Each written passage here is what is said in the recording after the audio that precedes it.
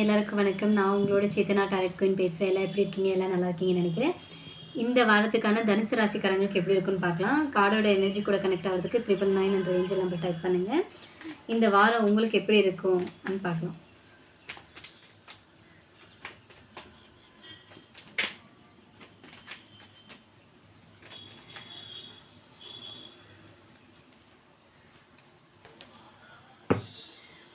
Because current situation நீங்கள் தெளிவாக இல்லை. ரொம்ப விஷயங்கள் உங்களை சுற்றி நெகட்டிவாக நடந்துகிட்ருக்கலாம். கசப்பான அனுபவங்களெல்லாம் நீங்கள் ஃபேஸ் பண்ணுவீங்க.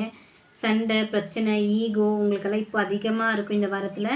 அதே மாதிரி மனக்குழப்பத்துலேயும் இருக்கீங்க. தெளிவாக இல்லை. யாரையோ ஒருத்தரை பழி வாங்கணுன்ற எண்ணம் உங்கள் மனசில் ரொம்ப டீப்பாக போயிட்டுருக்கு.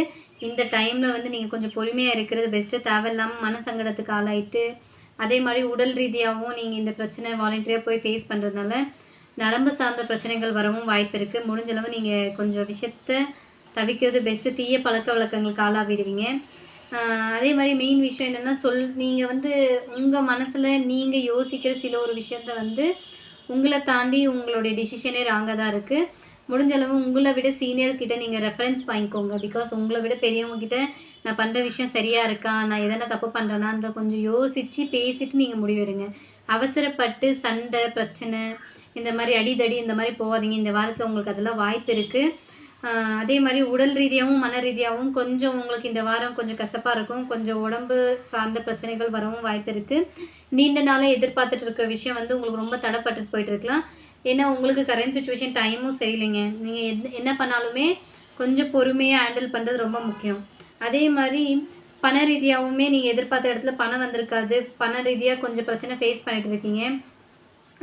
அதே மாதிரி நீங்கள் இந்த மாதிரி டைமில் எந்த ஒரு விஷயம் பண்ணணுன்னா கொஞ்சம் பொறுமையாக இருக்கும். இந்த வாரத்தில் நீங்கள் முடிஞ்ச அளவு தட்சிணாமூர்த்தியை கடவுளை வழிபாடு செய்யுங்க.